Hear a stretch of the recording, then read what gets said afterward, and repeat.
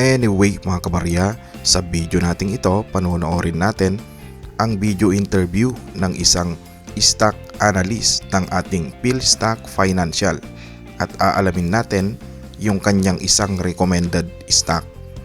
Ngayon ay September 28, 2021.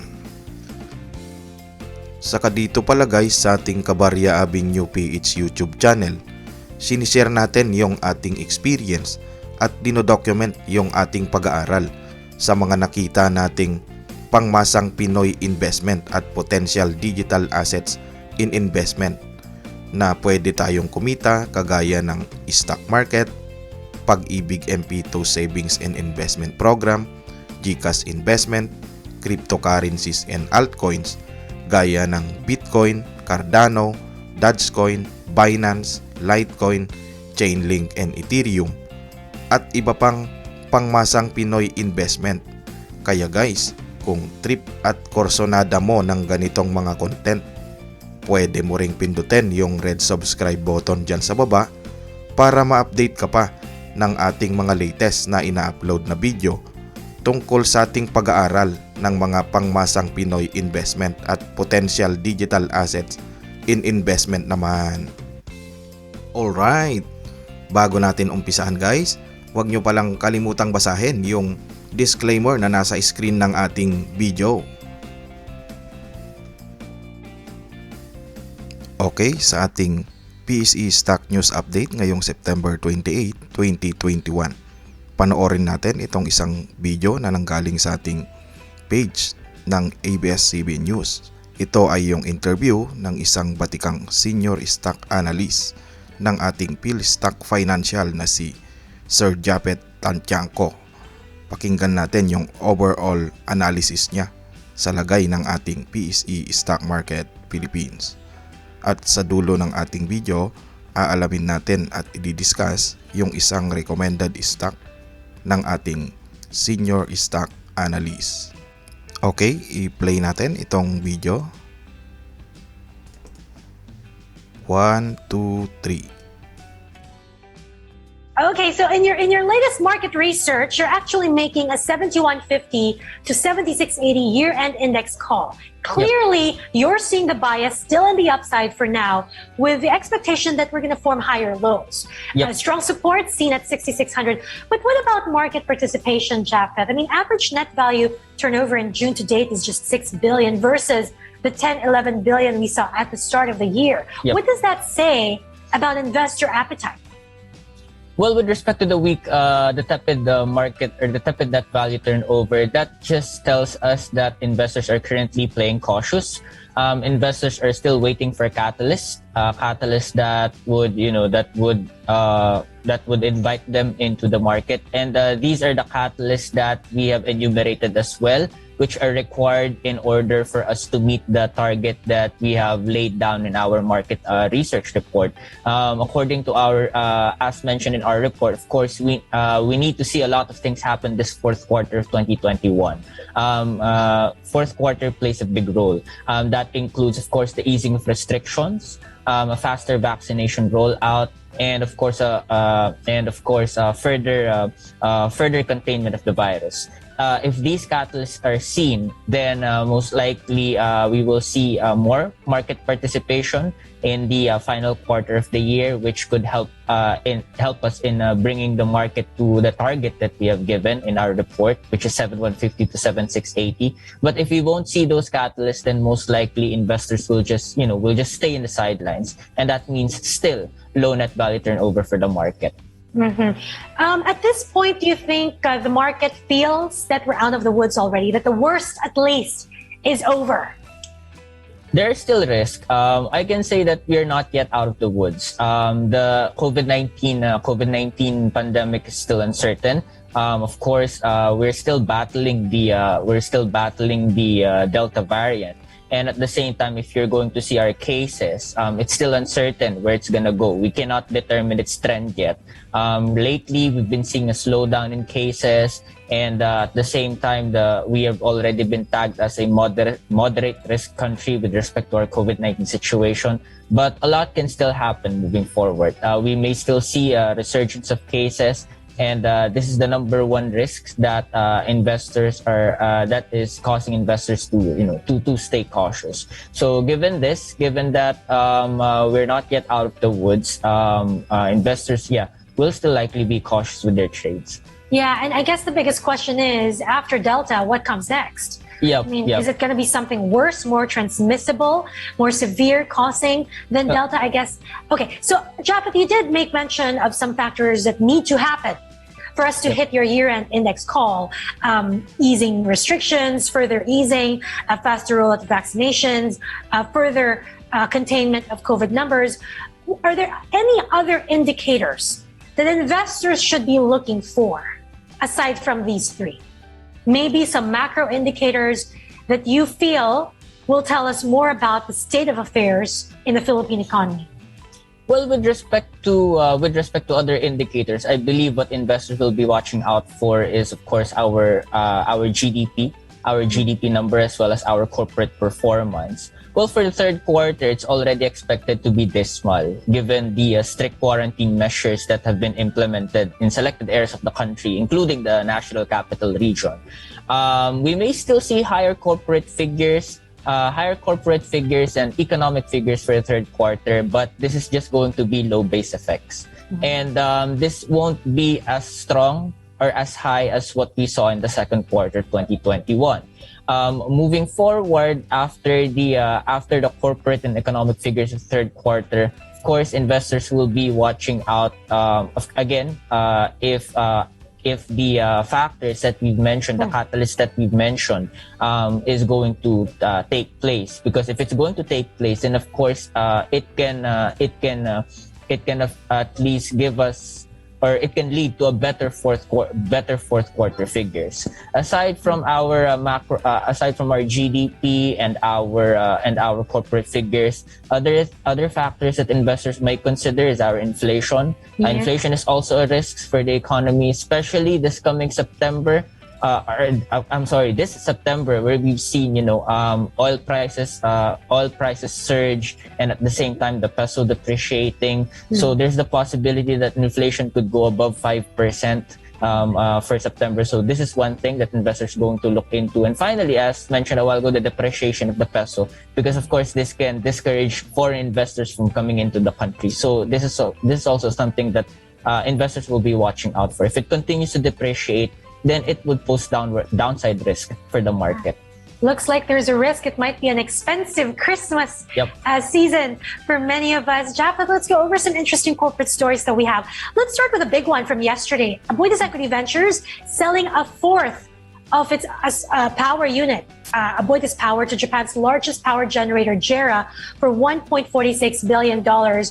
So they're not selling the whole power unit, they're just selling 25%. That's 1/4 of the power unit to Japan's largest power generator. And they're hoping to have synergies here. Number one, it's money coming in, money that they can use to spur growth for the group. And of course, the synergies that they can have with the experience and expertise of JERA.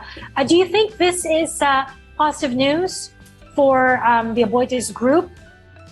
It did jump yesterday. AEV shares are up 2%. Aboitiz Power shares are up nearly 5%. I believe this is good news for the company. Of course, first with AEV, this is going to be fresh capital coming into the company. Fresh capital which they can, of course, use for their plans, for the rest of the members of AEV. For Aboitiz Power in particular, I believe what investors will be watching out for here is what JERA could bring.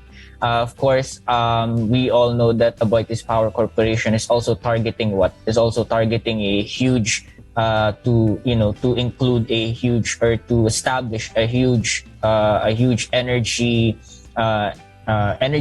generation coming from the renewable energy space. So this is what investors are watching out for, if JERA can help them out with that. And if so, as we all know, that there's a lot of support right now for the clean energy, or for the renewable energy sector. So if JERA could help AP with this one, then it's going to be beneficial for the company. It can give them potential upside. Japeth, whenever I talk to analysts about Aboitiz stocks, whether it's Aboitiz Equity Ventures, Aboitiz Power, there seems to be an impression that I get that they think, this company is a good company. They have a good track record, but the stock price, the share price does not reflect it. It's not, should I say, it's not well loved. The stock price does not reflect so much love from investors, despite, the aggressive growth and expansion that the group is having. Are you seeing the same thing? Oh well, with respect to AEV, yes, we still think we see that the underpriced, stock, undervalued, still right? Undervalued. So AEV is still undervalued. There's still potential upside in it. With Aboitiz Power, we have to look into it. We saw that it has already rallied recently, but given the developments that's happening right now, as well as the new investor that's coming in and the prospects that it could bring in, or the developments prospects that it brings into the company, then yes, this one may still be able to rally further. Add the fact that, as I mentioned a while ago, it has this grand plans going into the renewable energy space. Which is seen to be the future of the energy sector in the Philippines. Oh. So still a lot of positive prospects there, which could be helpful for both AEV and of course to AP. Hopefully the share prices reflect that. How about this? Megawide, recognized as one of Asia's most outstanding company for this year by Asia Money. This was a poll done, and Megawide. What do you make of this, Japhet? I mean, it's been a rough 2 years for Megawide, losing some of their major projects with government. At one point, getting debt relief from its creditors. Is Megawide still as attractive as it used to be? Well, for Megawide, it would depend on the prospects of the construction sector. I mean, right now, the construction sector is quite challenged. Add the challenges that you mentioned a while ago for MY, you still have the overall prospects of the construction sector, which is not really bullish right now given the pandemic. You have the COVID-19, you have the social restrictions, which are of course hindering the development of most infrastructure projects. But if, let's say, conditions improve next year, if we see more construction activities, then it's going to improve the prospects of Megawide. And I think this is going to help the company moving forward. Okay, and finally, Jollibee Foods Corporation begins the offer for its 12 billion peso perpetual preferred shares. They're selling that at 1,000 a piece. Quick comment. Well, with respect to JFC, the preferred shares, it's going to be used mostly for to redeem its senior perpetual notes. Yes. And the rest is going to be used for expansion plans and for general corporate purposes. But I think it's going to be beneficial for Jollibee. The capital infusion is going to be beneficial for Jollibee. With respect to those who are to avail, however, if you're looking for a safe place just to preserve your capital, you can place it there in the preferred shares. But if you're going to look at its returns, I believe it would be better if we'd go for others like REITs. I'd prefer REITs over the preferred shares if we're talking about returns. Mm-hmm. Can you give us the specifics on that? REITs usually have a return rate of what, 5? Yep, 5.5% versus 5%. The preferred shares of Jollibee, which is it's preferred shares A. I think that's about, if memory serves me right, that's a little bit above 3%. While the preferred shares B is a little above 4%. Mm-hmm. Okay, one quick question on Jollibee, Japhet. Jollibee used to be a darling consumer stock, and then it hit some rough patch, challenges. With the acquisitions it's made, expansion. Do you think that, but here's the thing, Jollibee continues to expand, just not here in the Philippines, but abroad.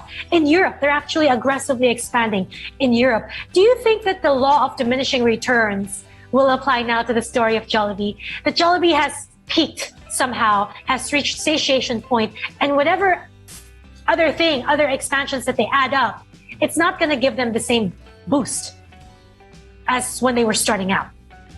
Well, law of diminishing marginal returns applies when you're working on fixed capital. With respect to Jollibee, they're continuously expanding. So with the continuous expansion comes, more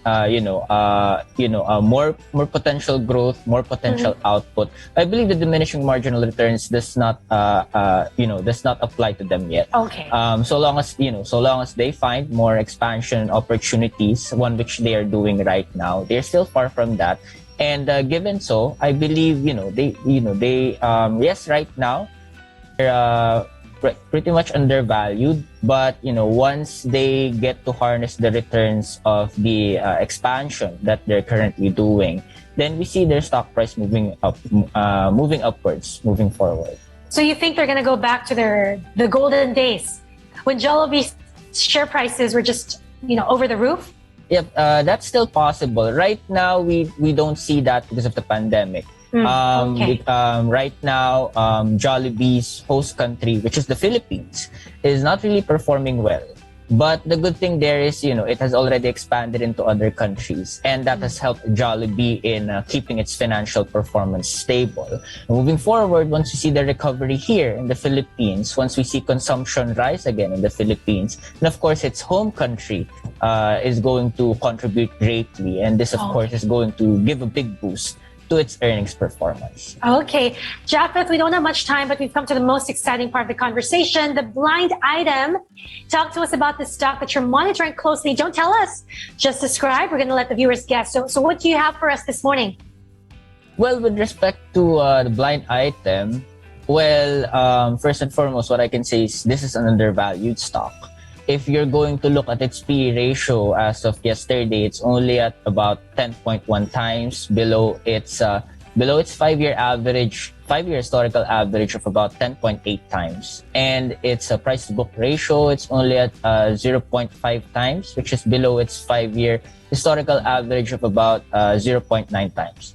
Now, if you're going to look at its financial performance, we've already seen some improvements in the second quarter of 2021. With its net income attributable to parent rising by 39% year on year. And so a little bit more of a clue. So this is a member of the property sector. But what's good about this company is that it has heavy exposure with respect to the office space sector, which amongst all the property subsegments, you have the office space, you have the hotels, you have the residentials. The office space is seen to be the most resilient amid these challenging times, which is helpful, which in turn is helpful for this company. And finally, of course, there's still this continuous expansion. Recently, it just announced that it has this new township project in Palawan. Okay, you just gave away the answer, Japheth. I haven't yet. Well, the township in Palawan, but just very quickly, we showed the chart of this stock. What sort of upside are you looking at for the share price over the next 6 to 12 months? How big is the upside? Well, currently, it's moving sideways, but we see 3.30. 3.30, that's the target price that we're seeing for the stock. Okay, we're just gonna have to guess which stock this is if they want to take advantage of the upside. Japheth, thank you so much for joining us. Do stay safe and have a great week.